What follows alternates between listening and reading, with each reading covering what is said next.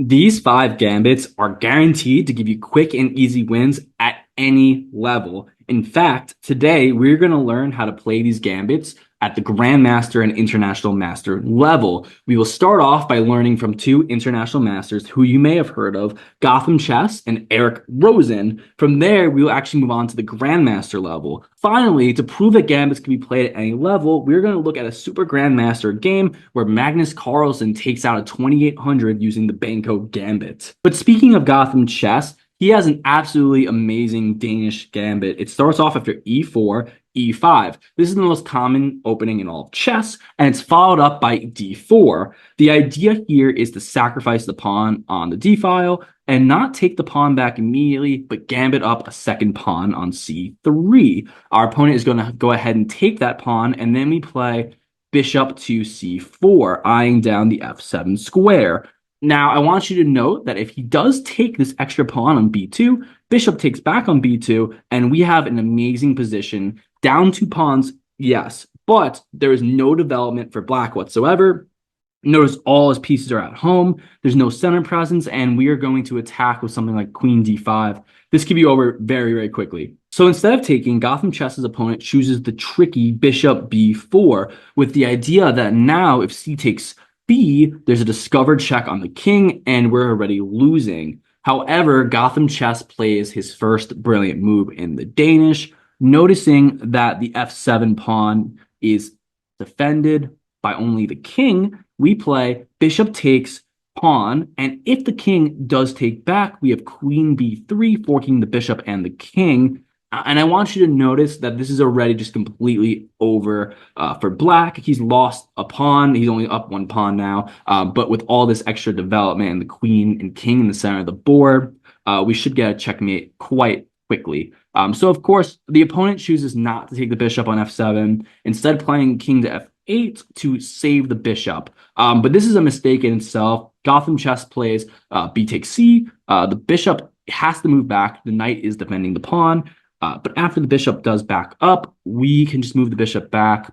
Notice that we are lasering the king, and pretty soon he's just going to be in trouble. He can't castle. He's stuck in the center of the board, and we've actually equalized the position. It is now equal on pawns, right? Okay, knight defends f6. Also attacking the pawn here. But keep in mind, bishop a3 is looming, followed by the possibility of maybe pinning the knight. So you don't necessarily want to take this e4 pawn right away. So just knight to f3. We don't have to defend it either. We just develop and look to castle. Our opponent goes ahead and plays queen e7, adding another attacker to e4, and we just vacate with a simple castle. The stage is set now. We can even push the f pawn forward and try to break open the f file. The king's stuck in the center of the board. We're even on material, and an e5 push is looming. If you were to take with the knight here, ideas of rook to e1 could cause some complications. So, of course, just knight to c6. We play e5, and while you can take this pawn, the rook e1 idea is quite dangerous. So instead, just knight to g4, adding a third attacker to the mix. But here we have a decisive bishop to a3, pinning the queen to the king. Notice that you can't necessarily play something like bishop b4 because the pawn is here and would take the bishop or the knight back. So the only other way to defend this threat is to play d6. Now, d6 is not a great move, but it is pretty much the only move. But after e takes d, notice that we are attacking the queen. And if the queen is to move out of the way to defend herself, we can just push the pawn to d7, which would be a discovered check on the king, right? So, of course, the queen moves over to f6, and then we play d7. Notice that just taking the pawn while tempting doesn't win you as much material as simply just playing d7. And of course, this also blocks off the crucial e8 square. The bishop is covering g8 as well as f7, and this bishop here is checking the king. You can see that he is actually completely trapped, and you must put a piece in front of the dark square bishop in order to prevent the mate. In this case, Gotham Chess's opponent plays knight to b4, blocking the check. But by moving the knight, we see a really elegant just promotion. Queen d8. And notice once again, this light square bishop is doing a great job of blocking off the light squares. The queen is blocking off these other squares. After queen takes queen, queen takes queen again on d8, and it's just checkmate, game over. There's just nowhere to go. Next up, we're going to look at the Stafford Gambit by Eric Rosen, the man who popularized this particular opening. We see e4 and we play e5. After the knight comes out to attack the pawn, common response, knight to c6, defending the pawn. But here we see the Stafford Gambit instead, knight to f6, attacking this pawn, but leaving the e5 pawn wide open. Our opponent takes, and here we play knight to c6. This isn't necessarily a sacrifice, but you are simplifying the position while down a clear center pawn. Knight takes, pawn takes back, and look at this. Yes, we are down a pawn, but the bishop can come to c5. Our light square bishop has g4 as well as e6. And once again, big theme of these gambits, notice that our opponent's pieces are all at home. Our pieces are very active and ready to play. We're also going to castle a lot quicker than our opponent.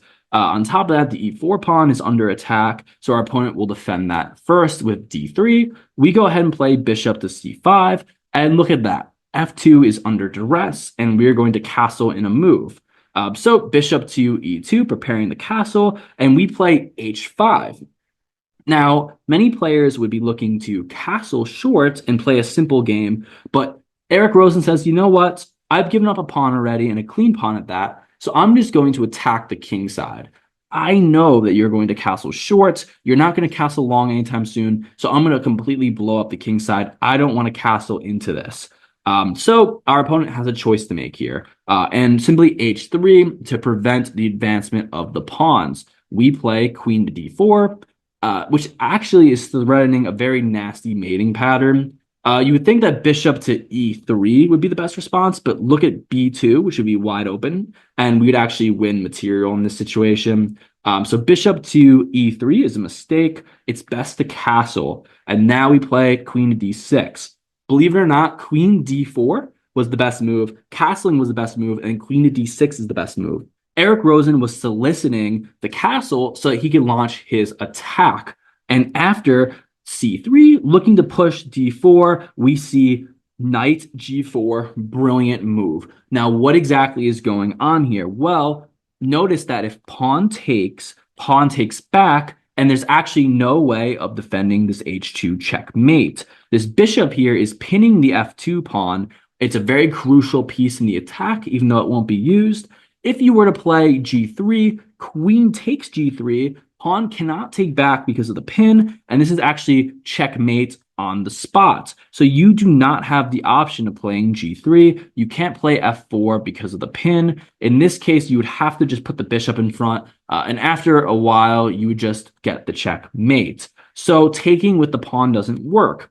If you take with the bishop, pawn takes back. Now, same problem as before. If h takes g, we have checkmate, game over. So you can't actually take the pawn. He instead plays d4, getting rid of the pin and allowing him to play g3 when necessary. Eric Rosen says, this is no problem. You take my bishop, I'm going to go ahead and play h3. Pawn takes bishop, queen to g6, threatening checkmate on g2. But now you can play g3, and notice here, the bishop isn't pinning the f2 pawn anymore, so queen takes g3 just does not work. However, we can just push h2, forcing the king to h1, trying to block off the promotion, because if we promote, we basically just win and it's game over. Okay, no problem. So bishop to h3. Notice the king can't just take the h2 pawn because bishop check, and this will actually be checkmate very shortly. So you can't take the pawn. You have to move the rook out of the way. Can't go to g1, of course, because pawn just takes. You have to move over to e1 and then rook d8, attacking the queen, forcing him off of his square. So queen to e2. And in this situation, there's a very tricky move that Eric Rosen could have played that would have just been winning on the spot. He could have played queen g4, queen takes queen, and then bishop g4, allowing the rook to defend the pawn and threatening bishop f3, which would actually just be checkmate on the spot. Instead, Rosen finds a move that, yes, is less accurate, but is very brutal. Queen to h7. Now, after we see f3, adding an attacker to the h2 pawn, we see rook d3. What is going on here, guys? Well, what do? If queen takes rook, bishop g2, king is forced to take because you can't take the pawn, you have to take the bishop. And in that situation, queen h1 promotion, and it's just game over. You're going to mate your opponent here. You can't take the rook, right? If you were to take the h2 pawn, we would see bishop g2 check again. The queen would have to take the bishop back, but cannot because it is pinned to the king. If king takes, same exact fate. It's going to be checkmate, game over. So you cannot go ahead and take that h2 pawn. Our opponent plays knight to d2, looking to add a defender to f3, no doubt, but it just does not work. Here we find rook e3, brilliant move. Same scenario as before. If queen takes rook, bishop check, and you're going to have that checkmate, it's game over. So you can't take the rook. If you were to play something like queen f2, rook check e1, and this is, of course, a forced move. You either take the h2 pawn and open up discovered check with the bishop, or you take with the queen, which opens up bishop g2, which will also be checkmate. In other words, you can't defend the queen. You have to keep it exactly where it is. Something like knight to b3, rook takes queen, rook takes back, and you just lose the queen.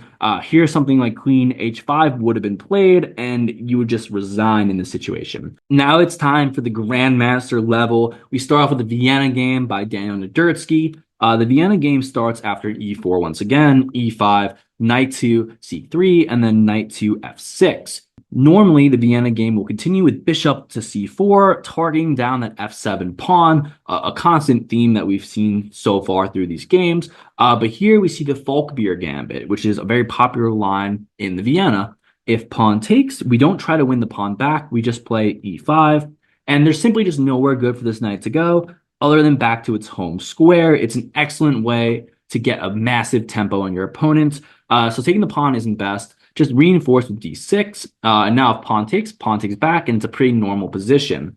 Narodisky is known for being a very patient and structural opponent, so he's not going to eat the e-pawn. He's going to continue the pressure with knight to f3.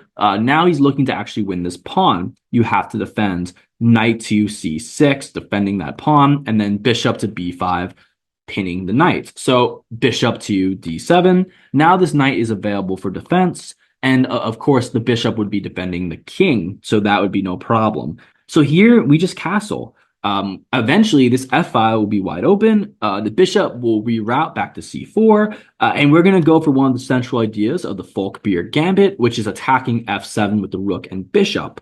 And in fact, after a6, we do that. We go bishop c4, and there's the attack.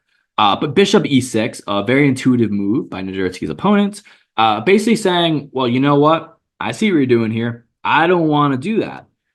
You might want to consider playing something like bishop b3, but Narodisky sees an opportunity to create a structural weakness and basically win the game on the spot. Starts off with bishop takes bishop, pawn takes back, and then knight g5. You have to defend this pawn here, but notice that the light squares are opening up. And there's some pretty nasty attacks brewing. Queen to d7 is the best way to defend the pawn, while allowing yourself to castle either long or even just bishop e7 and the castle short. Defending with the king would take away your castling rights. So just simply queen to d7.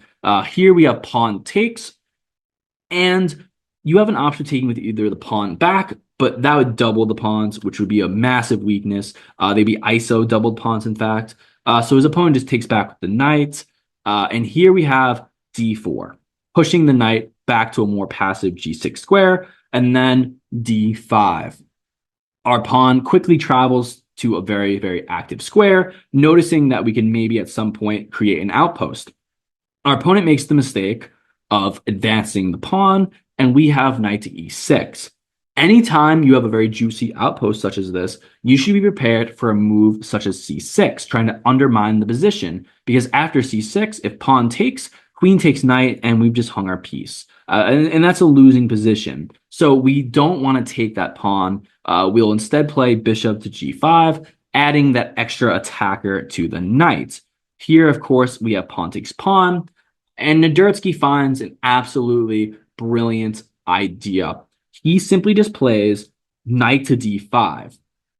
If you were to take back with the knight, we have pawn takes pawn, and notice that this attack will be way too much to deal with. You're going to lose the game. You're never going to castle, and it will be over very shortly.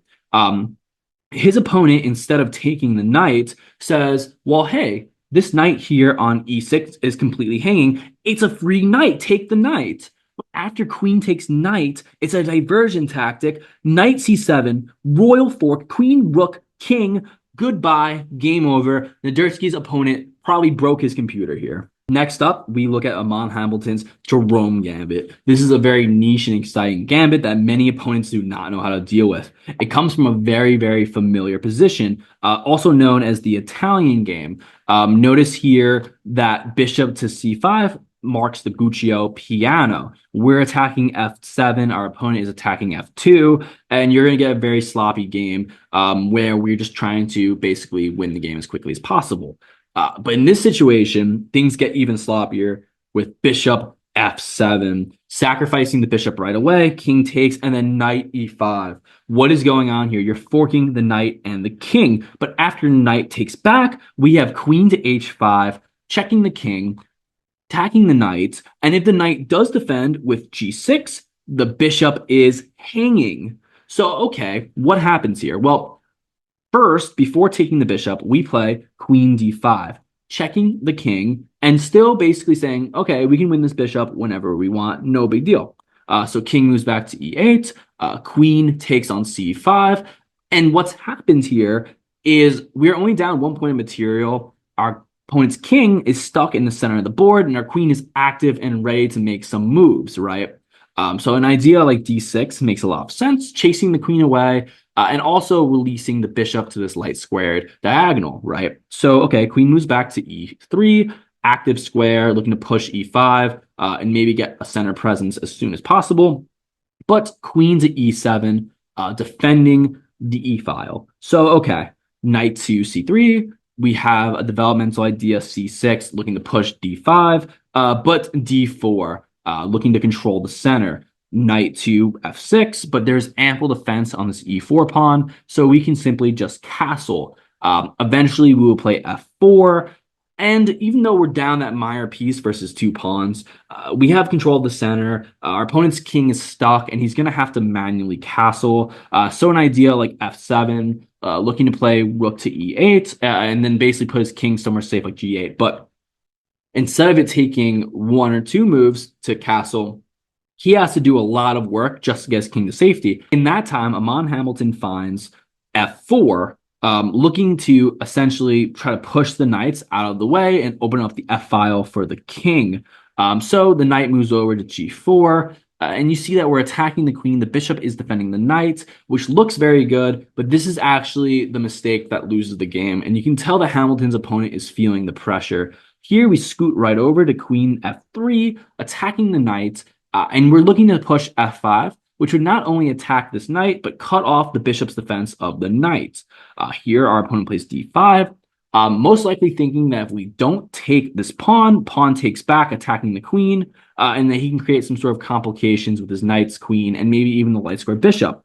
But Hambleton is not afraid of this. He pushes f5, and after pawn takes back, you actually have 2 different ways to win. So option 1 is just pawn takes knight on g6. It's a double check. The pawn attacks the king, and the queen is also attacking the king, so the pawn can't take back.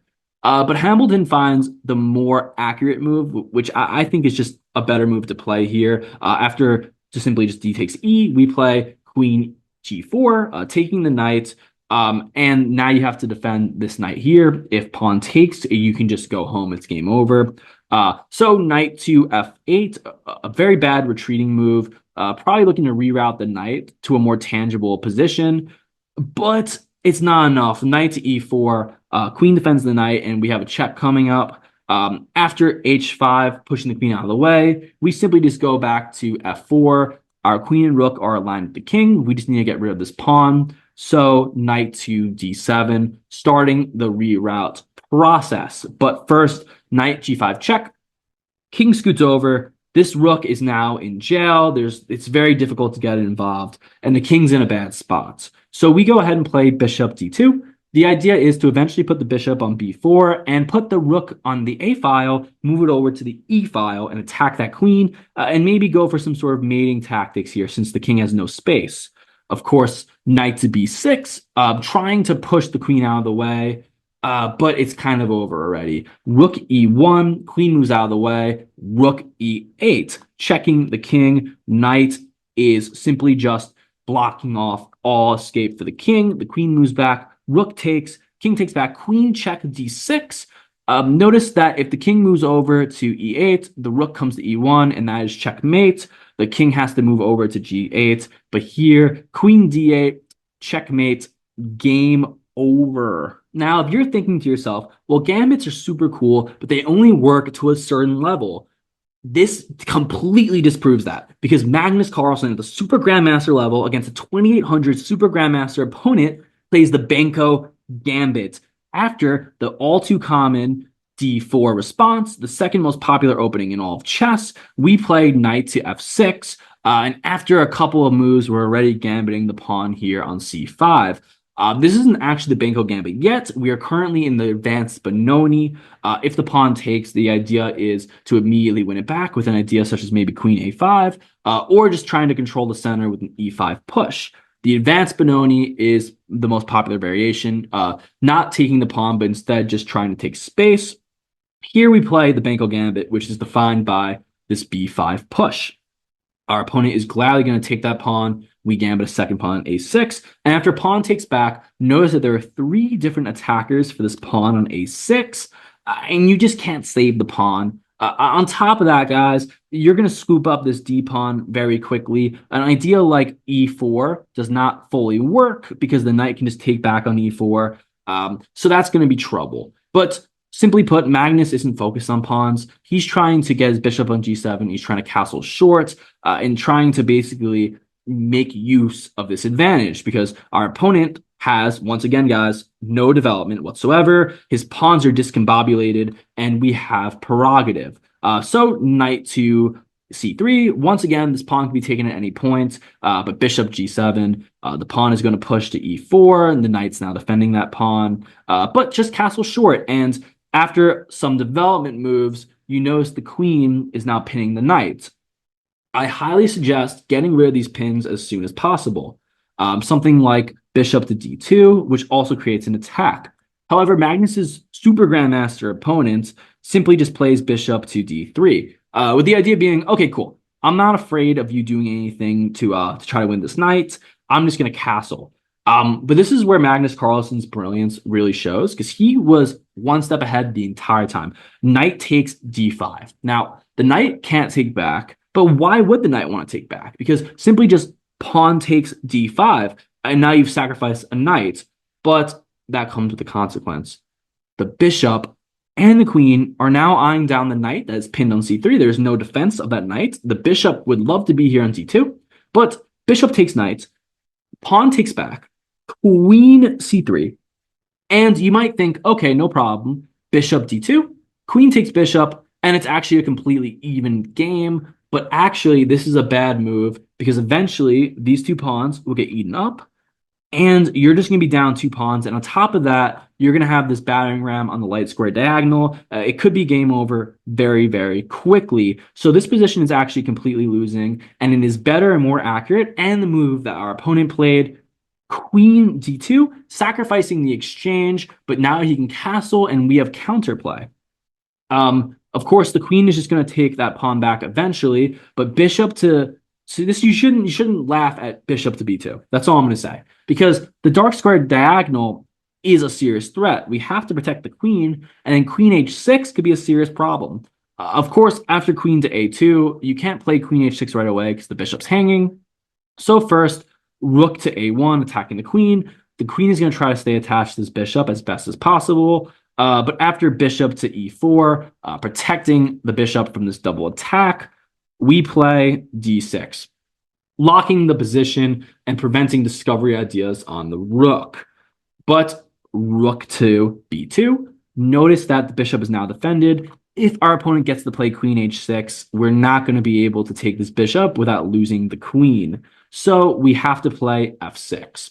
And this looks like a really bad move Many people at the expert level will go ahead and take this pawn, discovering the queen, and they probably won't think too much about it. Now, queen to h6 is still very possible. You have to defend this queen, but Magnus had this calculated as well. Queen to c4. Now we are attacking the bishop. This pawn here is attacking the dark square bishop. And if bishop was to take e7, right, queen e4 forks the rook and the bishop. It's going to be losing very quickly is my point. So you actually do have to defend one of these pieces. Our opponent is going to defend the bishop on b2, holding out hope that he can get his queen to h6. We win the bishop, rook over to e1. This is a great move because after queen moves over, rook takes e7, attacking the g7 pawn, and probably soliciting checkmate if he's not careful.